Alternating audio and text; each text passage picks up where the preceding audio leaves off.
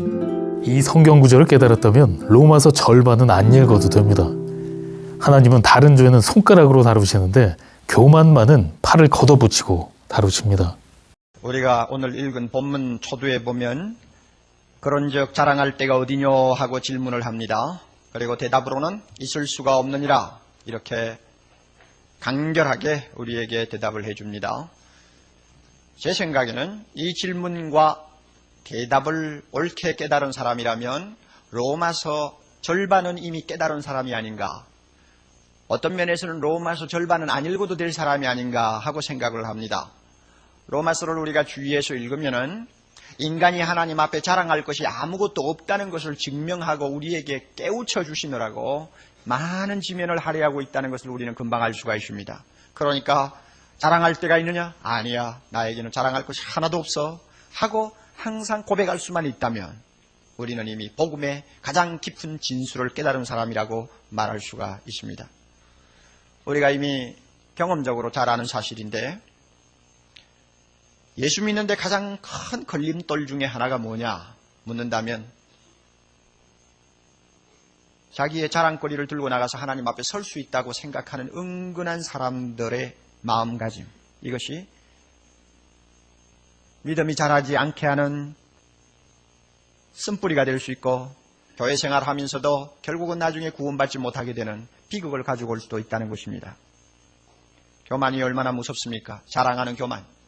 이것은 우리 조상이 처음에 죄 지을 때, 범죄할 때 빠졌던 큰 함정이었습니다. 눈이 밝아서 하나님처럼 되겠다. 창세기 3장 5절 내가 눈이 밝아서 하나님처럼 되겠다 자랑하고 싶어한 하와의 교만은 비참한 인간 타락의 전주곡이 되어버렸습니다. 이사야 14장 14절 가장 높은 구름 위에 올라서 지극히 높은 하나님과 하면 비길이라 하고 스스로 뽐내며 교만을 부렸던 천사는 사탄의 출현을 알리는 팡파르가 되어버렸습니다. 그만큼 교만은, 자랑하는 교만은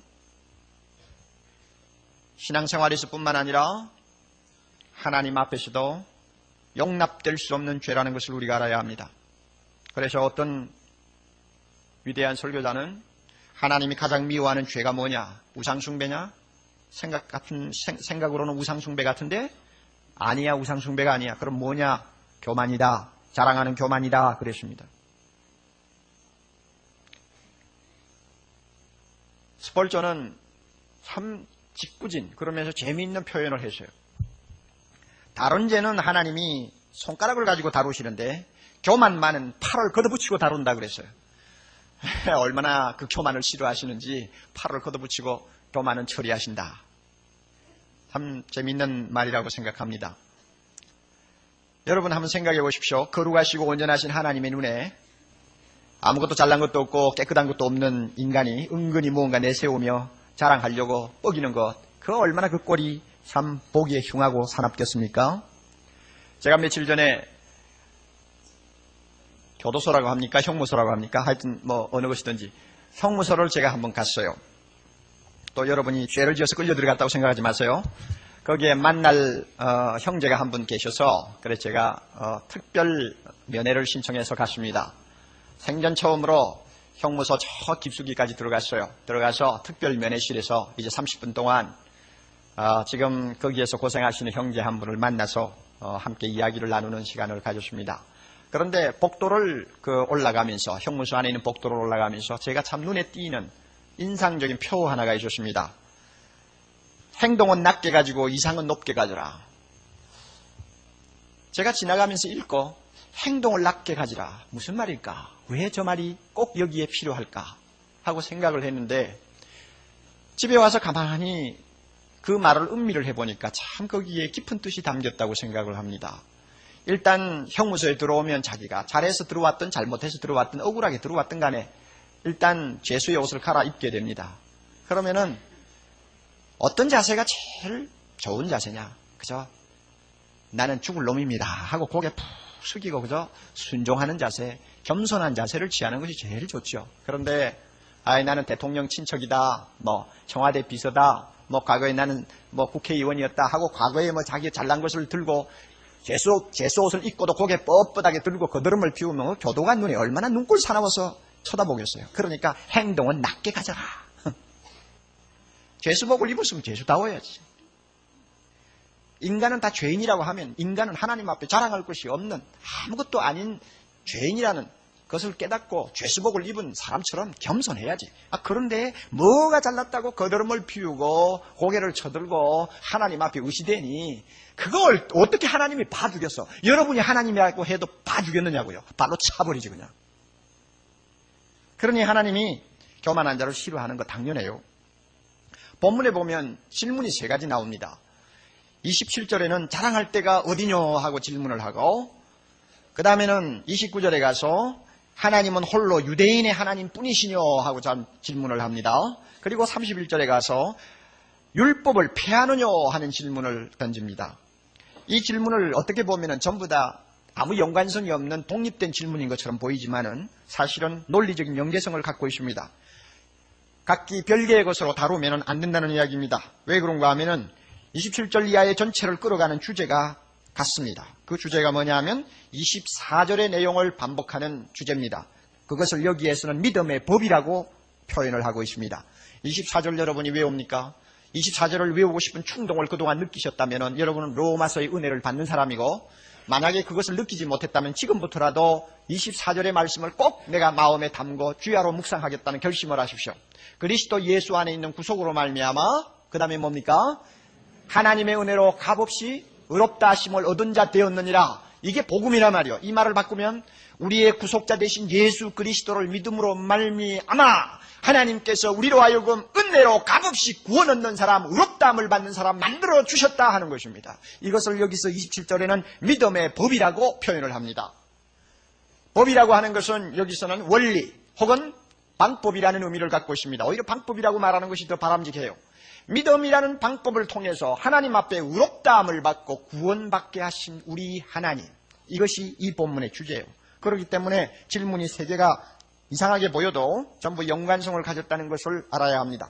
결국은 이 본문의 핵심이 어디 있느냐 하면 인간은 하나님 앞에 자랑할 것이 하나도 없다는 것이고, 하나님은 인간으로 하여금 자랑할 수 있는 구석을 절대로 남겨놓지 않는다는 이야기입니다.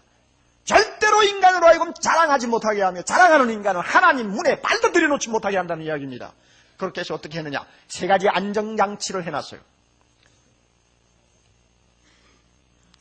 3가지 질문을 넣고 이 안정장치가 무엇인지 우리가 한번 살펴봅시다. 첫째로, 인간이 자랑할 수 없도록 하나님은 모든 선행을 배제합니다. 인간이 자랑하지 못하도록 모든 선행을 배제시킨다. 그래서 자랑할 때가 어디뇨? 있을 수 없느니라 하고 그 다음에 나오는 말씀이 중요하죠. 무슨 법으로냐? 행위로? 아니야. 오직 예수 믿음으로 되는 거야. 그 다음에 28절에 또 한 번 반복해서 사람이 의롭다 하심을 얻으려면 율법의 행위냐 선행이냐? 아니야. 그것 가지고 안 돼. 그런 거 자랑하고 나와서는 구원 못 받아. 오직 예수 믿음으로만 되는 줄로 우리가 인정하노라. 하나님은 인간이 자랑할 수 있는 선행을 철저히 거부한다는 이야기입니다. 여기서 율법의 행위하면 선행을 이야기하는데, 우리가 이미 잘 아는 바와 같이 사람은 율법을 절대로 못 지킵니다. 완전히 지킬 수가 없어요. 99가지를 지켰나요? 그리고 한 가지를 범했나요? 결국은 한 가지 때문에 율법을 범한 사람이 됩니다. 겉으로 보기에 다 지켰나요? 그러나 마음으로 하나님 앞에 못된 생각을 가지면 벌써 그것은 율법을 범한 사람이 됩니다. 행동과 마음이 다 하나님 보기에 성결하나요? 그렇다고 율법을 다 지킨 사람인가요? 아니요. 하나님이 요구하시는 기준이 있어요. 마음을 다하고 뜻을 다하고 힘을 다하고 심지어 목숨까지 다해서 하나님을 사랑하지 아니하면 안 된다. 누가 그렇게 사랑하는 사람이 천하에 있습니까? 이웃을 내 몸과 같이 사랑하라고 합니다. 누가 자기 몸처럼 이웃을 사랑하는 사람이 있습니까? 아무도 율법 지키지 못합니다. 그러므로 인간은 하나님 앞에 자랑할 것이 하나도 없는 거예요. 하나님이 오직 예수 믿음으로만 의롭다함을 받고 구원 얻게 하신 이유가 어디 있느냐? 인간이 자질구레하게 들고 나오는 이와 같은 자랑거리를 일체 내놓지 못하게 하기 위해서입니다. 그래서 에베소 2장 8절 9절에서는 이 사실을 분명히 우리에게 가르쳐 주어요. 너희가 그 은혜를 인하여 믿음으로 말미암아 구원을 얻었나니 이것이 너희에게서 난 것이 아니요 믿음까지도 너희에게서 난 것이 아니요 하나님의 선물이라. 왜 그렇게 하셨느냐? 누구든지 자랑치 못하게 하기 위해서라고 그랬습니다. 그런데 참으로 놀라운 사실은 사람들이 자랑하고 싶어 하는 교만을 끝까지 못 버린다는 것입니다. 아이고, 믿기만 하면 구원받는다니 너무 싱겁다. 뭔가 요구를 좀 해야지. 너무 방법이 쉬워서 나는 취미가 없어, 관심이 없어 하는 사람을 가끔 봅니다. 이런 점에서는 유대인이 별나다고 우리는 할 수 있습니다. 유대인이 그랬어요. 여러분, 유대인이 얼마나 자랑거리를 많이 들고 나오는 아주 교만한 사람인지 아세요? 바울이 예수 믿기 전에 얼마나 교만했던가를 여러분이 잘 알 거예요. 빌립보 3장 5절 6절 보면 자기는 8일 만에 할례받았다 하고 자랑합니다. 그리고 이스라엘 족속이다, 즉 하나님이 선택한 아브라함의 자손이라고 자랑합니다. 그리고 벤야민의 지파라고 자랑해요. 왜 벤야민 지파로 자랑합니까? 거기에서 이스라엘 초대 왕인 사울이 나왔거든요. 그러니까 나는 적어도 왕통이다 하는 이야기죠. 히브리인 중에 히브리인이다, 혈통상으로 잡된 피가 섞이지 아니하는 순수 혈통이라고 자랑합니다. 율법으로는 바리새인이라고 자랑합니다. 왜?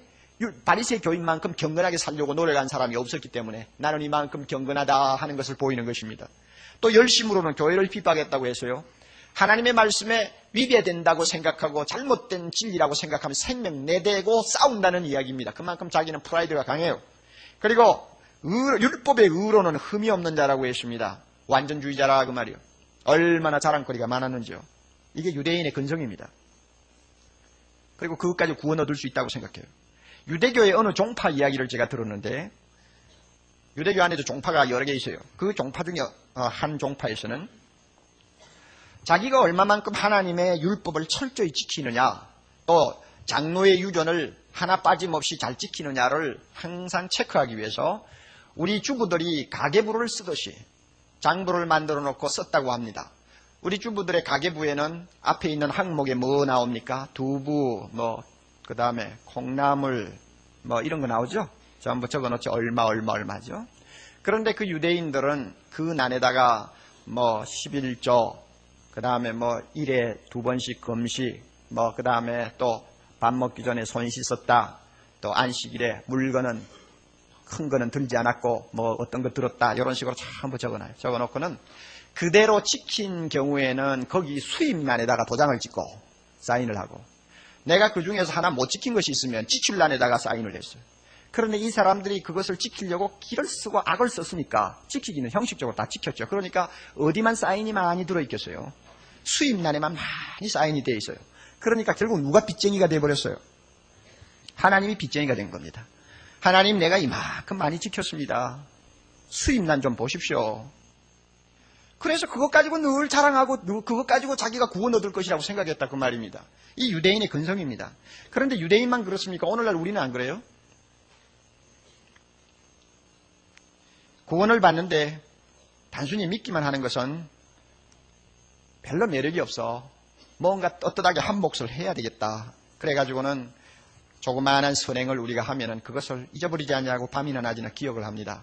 여러분은 과거 지사를 다 잊어버리고 있습니까? 다 잊어버릴 수도 있겠지만 대부분의 사람들에게는 자기가 남보다 특별히 선한 일을 했다고 하는 것은 절대로 안 잊어버립니다. 그것은 마귀가 특별히 그 기억력을 도와주는 것 같아요. 안 잊어버려요. 그래가지고 가끔 그것이 필요할 때는 날짜까지 시간까지 전부, 심지어 자기가 쓴 돈 액수까지 기억을 해냅니다. 비상한 기억력을 갖고 있어요. 선행에 대해서. 왜 인간에게 이와 같은 이상한 데가 있느냐? 하나님 앞에 무언가 자랑거리를 내놓고 싶어하는 본성이 너무 강하다는 이야기입니다. 스트로맨이라고 하는 어떤 연구원이 교회를 드나드는 대학생 청년들 7,000명을 상대로 해가지고 그들의 그 마음속에 자랑거리가 있나 없나 하는 것을 좀 조사하느라고 연구를 한 것이 있습니다. 7,000명 청년들이 대답을 했는데 이런 질문입니다. 하나님께 당신이 인정받기 위해서, 또 그를 기쁘게 하기 위해서 무엇이 필요하다고 생각합니까? 그랬더니 대답은 60% 이상이 선한 생활입니다. 그 다음에 하나님이 참으로 만족할 수 있기를 원한다면 어떻게 사는 것이 좋습니까? 70% 이상의 대답, 최선을 다해야 합니다. 여러분, 이 데이터가 시시한 것 같아도 무엇을 의미하는지 압니까? 하나님을 기쁘시게 하고 하나님에게 만족을 줄 수 있는 길을 내가 무엇인가 할 때, 그것을 해도 최선을 다할 때 하나님이 그것을 보고 기뻐하고 만족하신다. 그러면 이 대답 안에 무엇이 감춰 있느냐? 하나님 앞에 무엇인가 들고 나가면 하나님이 인정해 주기를 바라는 교만이 감춰 있고, 나에게 의로운 것을 들고 나가서 인정받으려고 하는 공로주의가 거기에 끼어 있다는 것을 우리는 알아야 합니다. 여러분, 이것을 하나님이 미워해요. 이것을 싫어한다고요. 그래서 오직 믿음으로만 구원받도록 만들어 놓았어요. 사람들 보기에는 너무나 어리석은 것 같습니다. 세상 사람들의 지혜는 무언가 들고 나가는 것인데 하나님은 그것을 차단시켰어요. 그래서 사람 보기에 어리석은 것이 하나님의 지혜가 된 것입니다. 여러분 자신을 한번 돌아보세요. 여러분은 하나님 앞에 무엇인가 들고 나가서 자랑하기를 원하는 사람 아닙니까? 만약에 여러분 마음에 나는 죽을 수밖에 없는 죄인이라고 하는 강한 죄의식이 별로 없다면 여러분은 아직도 무엇인가 하나님 앞에 내세울 것이 있다고 생각하는 사람입니다. 우리 교회 젊은 권사님 한 분이 저를 찾아왔습니다. 목사님이 로마서를 그동안 설교하시면서 매 시간마다 죄인 계속 죄인 이야기만 하셨죠. 그 통에 우리 교회 다니는 분들이 얼마나 부담을 가졌는지 모릅니다. 목사님 좀 설교를 어떻게 조금 바꿔보실 수 없습니까? 그 이야기를 듣고 제가 성경 말씀이 그렇게 이야기하는데 내가 어떻게 바꿉니까? 아니요. 나는 그대로 설교할 거예요. 그리고는 눈을 뜨니 꿈이었습니다.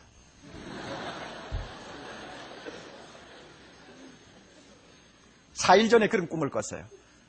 그래서 제가 속으로 로마서를 들으면서 죄인 하는 것이 굉장히 마음에 걸리는 사람이 많은가 보다. 그러니까 꿈에 이런 이야기가 있지.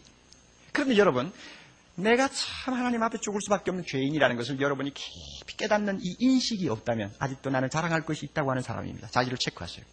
그리고 나는 그래도 천성이 선하고 착한 일을 많이 하는 편이야 하는 은근한 자부심이 있으면 여러분 아직도 자랑하는 구석이 있다는 것을 아셔야 됩니다. 그리고 여러분 만약에 가문이나 자기 성공이나 세상의 경력을 가지고 자꾸 남보다 자기가 우월하다고 생각하고 그 우월한 것이 하나님 앞에도 인정받을 수 있다고 생각하는 마음이 있다면 여러분 하나님이 참 싫어하는 사람이라는 것을 인정하십시오. 미국에 간 유학생을 보고 어떤 믿음 좋은 청년이 미국 사람이 질문을 했습니다. 당신은 예수 믿습니까? 그랬더니 그 유학생 대답이 씩 웃으면서 우리 아버지가 신학대학의 학장이야 그랬다고. 여러분 예수 믿는 거하고 자기 아버지 신학대학 학장하고 무슨 상관이 있어? 그렇게 대답하는 그 배후에는 뭐가 있느냐? 자기 가문, 우리 집안은 믿음의 집안이다. 그거 의시되는 거예요. 그거하고 무슨 상관이 있어요? 예수 믿는 거하고. 자기가 믿음 있느냐 없느냐가 아버지 학장하고 무슨 상관이 있느냐고요. 사람의 마음에는 이와 같이 무언가 자꾸 드러내려는 것이 있습니다. 우리 예수 믿는 사람에게 아주 위험한 것도 하나 있어요. 여러분 믿음이 좋다고 은근히 자만심을 갖고 계시는지 모르겠어요. 믿음도 하나님이 미워하는 자기 자랑이 될 수 있고 믿음도 하나님 앞에 들고 나가는 자기 공로가 될 수 있다는 사실을 여러분이 인식합니까? 성경에 보면 믿음 때문에 구원 얻는다는 말은 한 것도 없습니다. 내가 이만큼 믿음 좋으니까 내야 구원받지. 또 가끔 우리가 교회 안에서 보면 저 사람 저렇게 믿음 좋은데 뭐 구원 못 받을까 봐 우리가 이런 말 하죠. 말을 들으면은 옳은 말입니다만은 엄격하게 우리가 성경 말씀과 비교를 해보면 그 말은 모순을 갖고 있습니다. 믿음 때문에 구원받지 않습니다. 만약에 내가 믿음이 좋아서 그 믿음 때문에 구원받는다면 하나님 내 믿음 여기 있나이다 하고 자랑할 것밖에 되지를 않아요. 성경에 보면 어떻게 구원받는다고 하느냐 하면 믿음으로 구원받는다고 하지, 믿음에 의해서 구원받는다고 하지, 믿음을 통해서 구원받는다고 하지, 믿음 때문이라고 그러잖아요. 그럼 이 말은 무슨 뜻이냐? 믿음은 어디까지나 우리가 구원을 받는 매개체요 수단이지 우리가 구원받는 근거가 아닙니다. 믿습니까 여러분? 그러므로 내 믿음 좋으니까 하고 여러분이 만약에 자기를 과시하면 벌써 그 사람은 병든 사람이라는 걸 알아야 돼요. 그 믿음 어디 내가 만든 믿음이요? 하나님이 주신 믿음이고 구원받으라고 하나님이 나에게 참 마음을 열어서 성령을 통하여 예수를 받아들이고 십자가를 보게 하고 부활의 은총을 하나님 앞에서 감사할 수 있도록 했으니까 내가 믿는 거지 내가 잘나서 믿나? 그런데 내가 믿음이 이만큼 좋으니 한다면 벌써 그것이 잘못된 거라고 말이에요. 또 하나 중요한 거 있어요. 예수 믿는 사람은 아무래도 경건 생활을 많이 하지 않습니까? 매일 기도하기를 힘쓰고 말씀을 묵상하기를 힘씁니다. 그런데 경건 생활 잘하니까 내가 구원받는다. 만약에 그런 생각한다면 그것도 공로주의요 자랑거리로 하나님이 싫어하는 것입니다. 오늘 아침에 나 교회 가서 4시부터 7시까지 기도했다. 그 다음에 집에 돌아와가지고 내가 성경 석장 보고 큐티 하느라고 1시간을 보냈다. 전부 토탈 4시간 반. 참 내가 이만큼 매일매일 신앙생활 하니까 하나님이 인정 안 하시겠나? 인정하시지. 벌써 그 마음 들면 그것은 성령의 마음이 아닙니다. 아무리 기도를 하루 종일 해도 주여 나는 자랑할 것이 하나도 없나이다. 이게 신앙이에요. 아무리 성경을 많이 보고 통독해도 주여 나는 죄인입니다. 우리 예수 믿는 사람은 헌신을 많이 합니다. 남 모르는 구제사업도 하고 참 남이 안 하는 좋은 일을 많이 하려고 노력하고 또 주님을 위해서 교회를 위해서는 생명이라도 내대고 어떤 때는 우리 자신을 참 헌신할 때가 있습니다. 그러나 이와 같은 헌신도 하나님 앞에 자랑거리가 안 된다는 것 꼭 기억하시기 바랍니다. 여러분이 좀 알아두실 필요가 있어서 이야기합니다. 가톨릭 교회와 같이 선한 행실, 경건한 삶 이런 것을 가지고 구원받을 수 있다고 가르치는 교회는 이 구원과 선행의 관계는 무엇과 무엇의 관계냐 하면 수단과 목적의 관계가 됩니다. 그래서 선행은 수단이요 구원은 목적입니다. 이렇게 될 때에 내가 선행을 통해서 구원받았으면 그 선행이 수단이 되기 때문에 결국은 그것을 들고 나갈 때 자기 공로가 될 수 있어요. 그리고 가톨릭 신자들이 서로 선한 일을 하지 않는다고 해도 비난의 대상이 안 됩니다. 자기가 구원받기 싫어서 선한 일을 안 하는데 누가 비난합니까? 그러나 예수를 믿음으로만 구원받는다고 믿는 우리들에게는 또 그 말씀을 하나님을 통해서 배운 우리들은 선행과 구원의 관계는 어떤 관계냐? 원인과 결과의 관계입니다. 즉 구원을 받았기 때문에 선행을 하려고 힘쓰는 것입니다. 그러니까 구원받은 것이 원인이요 선행은 결과입니다. 내가 자랑하기 위해서 선행을 하는 거 아니에요. 내가 자랑하기 위해서 경건생활, 헌신생활하는 거 아니에요. 나 같은 자랑할 것 없는 죄인을 예수 그리스도가 십자가에서 구속하시고 하나님의 자녀 만들어주신 것, 이 더러운 놈을 죄인을 의인으로 받아주신 것 너무너무 감사해서 의롭게 살려고 하고 선하게 살려고 하는 것입니다. 결과라 그 말의 결과. 그러니 이 결과에는 자랑거리가 하나도 없습니다. 아무리 내가 선한 생활 많이 해도 자랑할 것이 하나도 없어요. 그리고 이와 같은 선한 생활, 경건한 생활 하지 아니하면 그것은 비난의 대상이 됩니다. 왜? 구원받은 사람이 적당히로 생활하라 하고 말을 할 수 있기 때문에 그렇습니다. 그러니 여러분이 자기의 선한 행동이 있는 것, 자기의 경건 생활이 있는 것 참 아름답고 좋은 것이지만은 하나님 앞에 자랑할 거리는 하나도 못 된다는 거. 내가 구원 얻는데 한 푼의 도움도 안 된다는 거. 여러분이 꼭 기억하시기를 바랍니다. 두 번째로 인간이 자랑할 수 있는, 다시 말합니다. 인간이 자랑하지 못하도록 모든 구원의 길을 하나님께서는 인정치 아니하십니다. 예수 외에는 어떤 구원의 길도 하나님이 인정치 아니하십니다. 다른 말로 바꾸면 다른 종교를 하나님이 인정 안 한다 그 이야기입니다. 29절 30절을 좀 봅니다. 하나님은 홀로 유대인의 하나님뿐이시뇨 또 이방인의 하나님은 아니시뇨 진실로 이방인의 하나님도 되시느니라. 오직 예수를 믿음으로만 구원 얻게 하시고 인간의 모든 자랑을 철저하게 거부하시는 이 하나님은 유대인의 하나님만이 아니고 유대인 위에의 모든 세상 사람의 하나님이라 그 말입니다. 동일해요. 그 다음에 30절 할례받은 유대인에게도 믿음으로 말미암아 또 할례받지 못한 이방인들도 믿음으로 말미암아 오직 의롭다 하시는 이 오직 구원받게 하시는 이는 누굽니까? 하나님 한 분뿐이라 그 말입니다. 그러면 하나님이 한 분뿐이다. 이것이 왜 중요하냐 하면 하나님이 한 분이기 때문에 구원의 길도 하나밖에 없다는 이야기입니다. 한 분 대신 하나님이 구원의 길을 여러 갈래로 내놓고 너 좋은 대로 이 길로 와도 좋고 저 길로 와도 좋다 이런 식으로 하지 않는다 그 말입니다. 유대인에게는 이리로 오라, 한국 사람은 이리로 오라, 일본 사람은 저리로 오라 그런 식으로 만들지 않는다 그 말입니다. 하나님이 온 우주에 한 분뿐이신지라 우리를 구원하시는 하나님이 한 분이기 때문에 그분에게서 나온 구원의 길도 하나, 예수를 믿음으로만 의롭다함을 받는 그 길 하나만 하나님이 우리에게 내주셨다는 것입니다. 이런 의미에서 모든 종교는 거짓되고 허황된 것입니다. 예수 믿는 것 외에는 구원의 길이 따로 없습니다. 왜 하나님이 그렇게 하셨을까? 세상 종교는 전부 다 자기 자랑을 들고 나오는 종교입니다. 그것을 아셔야 돼요. 요즘 신문에 여러분이 보셨겠죠. 종교 다원주의 논쟁이 심심치 않게 나옵니다. 그게 뭐냐면 지난달 30일 기독교 대한감리회 특별총회에서 감리교 신학대학의 학장인 변선한 박사하고 그 다음에 홍정수 교수를 징계했습니다. 목사직도 박탈하고 교수직도 박탈해버렸습니다. 그 문제가 아직도 완전히 해결되지는 않고 있습니다만은 왜 그렇게 했느냐? 이 양반들이 신학교 앉아서 학생들을 가르치고 성경을 가르친다고 하면서 무슨 소리를 하느냐 하면 교회 밖에도 구원이 있다. 다른 종교를 통해서도 구원을 받을 수 있다. 구원의 길은 다양하다 있다. 이 소리를 하고 가르치고 앉아있단 말이에요. 앞으로 우리 젊은이들 유학을 가서 공부를 하겠지만 유학을 가서 어떤 선생 밑에 어떤 학교에 들어가느냐가 굉장히 중요합니다. 한국에서 철저하게 믿음으로 자라는 학생들도 이상한 학교에 들어가서 이상한 선생 밑에 끌려 들어가면 완전히 녹아버려요. 어디서 배워먹었는지는 모르지만 무슨 신학책 한 권 들고 와가지고 이런 식으로 가르친다고 말이에요. 그러니까 가만히 둘 수 있겠어요? 왜 이 사람들이 잘못됐느냐? 성경 말씀을 그대로 액면 그대로 거부하니까 잘못된 거죠. 뭐 그 사람 주장이 나쁘다는 이야기 아니에요. 하나님이 우리에게 주신 구원의 길을 한마디로 거부하는 건방진 소리를 하니까 그러죠. 예수 외에는 구원의 길 없어요. 디모데전서 2장 5절 하나님은 한 분이시요 또 하나님과 사람 사이의 중보도 한 분이시니 곧 사람이신 그리스도 예수시라. 하나님이 한 분이기 때문에 인간이 하나님 앞으로 나올 수 있는 구원의 길, 이것은 예수 그리스도 한 분뿐이라 그 말입니다. 그러면 예수 그리스도를 통해서 어떻게 구원받으라고 했습니까? 하나님께서 말씀하셨어요. 믿음으로 구원받으라고 했어요. 그러므로 다른 종교에 가보세요. 예수 믿으라고 하는가?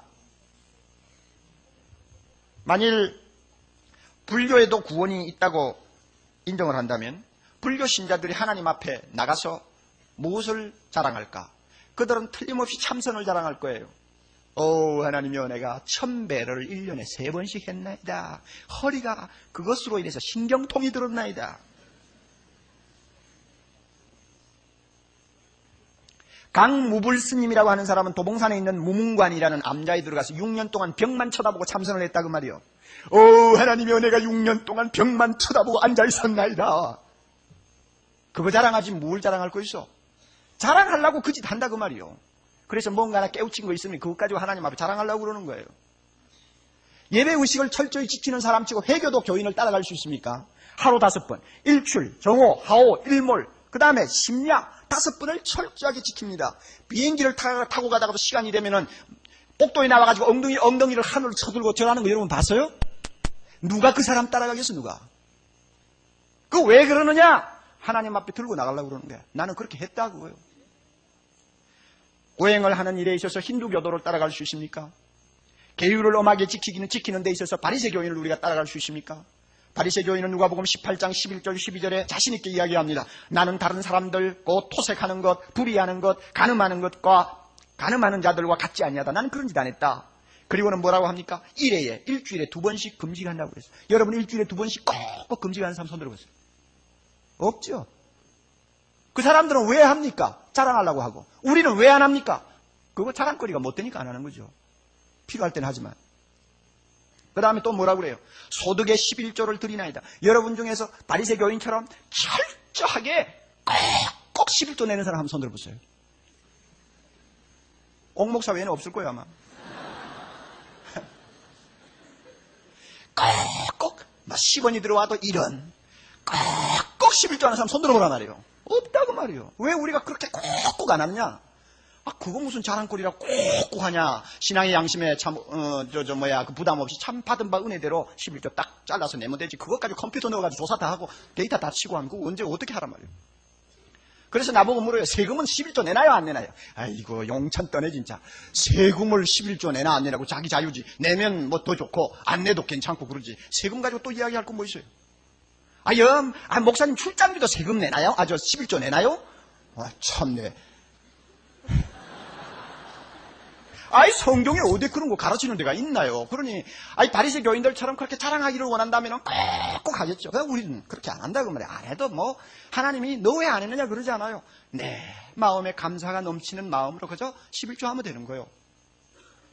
여러분, 우리가 다른 종교를 거부하는 이유는 다른 종교는 다 자기를 자랑하는 종교입니다. 하나님 앞에 무언가 들고 나와야 구원받는다고 생각하는 종교이기 때문에 하나님께서 그것을 제거합니다. 그래서 다른 이로서는 구원을 얻을 수 없나니 천하인간의 다른 구원을 얻을 만한 다른 이름을 우리에게 주신 일이 없음이니라. 할렐루야. 오직 예수 믿음으로 구원받고 자기의 자랑은 철저하게 배제하는 그 사람만이 하나님 앞에 구원받을 수 있고, 그와 같은 진리를 가르치는 종교만이 하나님이 인정하신단 말입니다. 그 종교가 어디 있어요? 기독교밖에 없습니다. 겉으로 하나님께서는 인간이 자랑할 수 없도록 모든 의를 거부합니다. 예수 그리스도 외에는 모든 의를 철저히 거부합니다. 31절 봅니다. 그런즉 우리가 믿음으로 말미암아 율법을 폐하느냐 그럴 수 없느니라. 도리어 율법을 굳게 세우느니라. 우리가 흔히 생각하면은 아이고 이거 뭐 믿음으로만 구원을 얻으니까 뭐 율법을 안 지켜도 되겠구만. 그러니까 율법이 무슨 소용이 있어? 우리가 이렇게 말할 수 있죠. 그런데 여기서는 뭐라고 그럽니까? 아니야, 그렇게 생각하면 안 된다고 그럽니다. 왜 그런가 하면은 믿음으로, 예수를 믿음으로 구원받는 이것이야말로 율법을 폐하는 것이 아니고 세우는 것이 되기 때문에 그렇다고 그럽니다.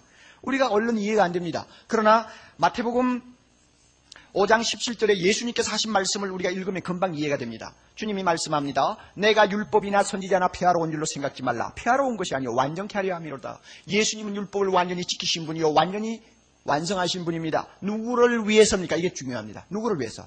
우리를 위해서. 네 가지 하셨어요. 우리 대신 주님은 우리가 지키지 못하는 율법을 완전 순종하셨고, 둘째로 우리가 받아야 될 율법의 심판을 완전히 받으셨고, 세 번째로 예수님은 율법을 통해서 하나님이 거룩하시다는 것을 천하에 확증해 주셨고, 율법은 하나님의 거룩을 나타냅니다.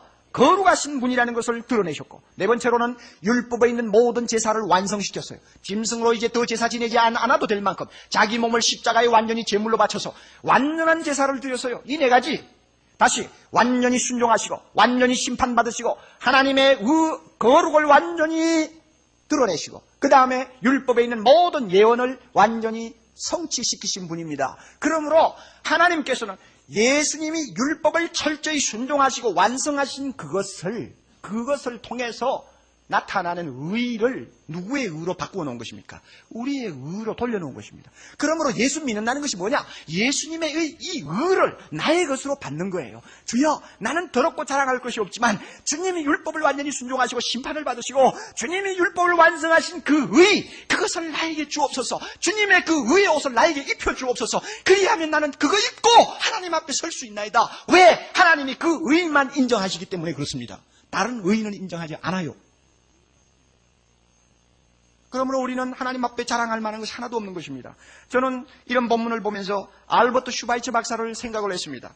그는 적도 아프리카에 있는 오고의 강변에 위치한 랑바레네에서 52년간 온갖 고난을 무릅쓰고 의료 사업을 했습니다. 세계 위인이요 원시림의 성자라고 추앙을 받았고 52년도에는 노벨 평화상을 받았습니다. 노벨 평화상을 받은 그 상금으로 그는 난자촌을 세웠습니다. 여러분, 누가 슈바이처만큼 의롭게 산 사람을 찾을 수 있습니까? 저도 어려서부터 그를 얼마나 흠모하고 존경했는지 모릅니다. 그러나 나중에 그가 쓴 예수 전 연구사라는 그의 책을 읽으면서 제가 회의에 빠졌어요. 아, 이 사람이 예수 믿는 사람 아니구나. 예수를 믿음으로만 구원받는다고 하는 하나님의 복음을 받아들이는 사람이 아니구나 하는 것을 제가 느꼈어요. 저는 나중에 이 책을 쓴 후 슈바이처의 노년에 그가 복음으로 다시 돌아왔기를 바랍니다. 그러나 만약에 그가 복음으로 돌아오지 않았다면 하나님 앞에 뭐 들고 나갔을까? 하나님, 내가 52년 동안 한 거 아시죠? 내가 모기장에 붙어있는 모기도 안 죽였어요. 그분은 그렇게 했어요. 생명의 그 가치를 인정하느라고 방 안에 들어온 벌레 하나도 안 죽였어요. 하나님 아시지요? 내가 노벨 평화상 받은 그것까지 나 한자촌 세운 거 아시죠? 하고 여러분 들고 나갔다면 하나님이 슈바이처의 그 의를 인정하겠소 안 하겠소? 대답하십시오. 걸레 조각 같은 거 인정 안 해요. 불법을 행한 자야, 떠나가라. 하나님의 눈에는 예수 그리스도의 의만이 인정을 받습니다. 믿습니까, 여러분? 그러므로 여러분, 우리는 자랑하지 맙시다. 자랑하지 맙시다. 믿음이 좋아도 자랑하지 맙시다. 헌신해도 자랑하지 맙시다. 선행을 아무리 해도 자랑하지 맙시다. 내가 어떠한 수고를 주를 위해서 해도 자랑하지 맙시다. 바울처럼 말입니다. 무엇이든지 내게 유익하던 것을 내가 그리스도를 위하여 다 해로 여겼노라. 빌립보 3장 7절. 예수 그리스도와 그의 십자가에 못 박힌 것 외에는 아무것도 알지 아니하기로 작정하였노라. 고린도전서 2장 2절. 바울은 오직 예수만 자랑하는 사람 되었습니다. 오늘 우리도 예수만 자랑해야 합니다. 예수만 자랑해야 합니다. 아무리 선한 행위가 있어도 예수만 자랑합시다. 예수만 자랑합시다. 우리의 의도, 우리의 선도 하나님 앞에 내놓지 맙시다. 우리는 체면도 없는 사람이요. 예수님이 세상에 오실 때에 우리가 마중을 나갔어. 그가 세상에서 고생하실 때 밥 한 끼 해주었어. 그가 십자가에 못 박혀 돌아갈 때 우리가 옆에서 눈물 한 방울 흘려줬어. 체면도 없는 존재들인데 무엇을 자랑한다는 말입니까?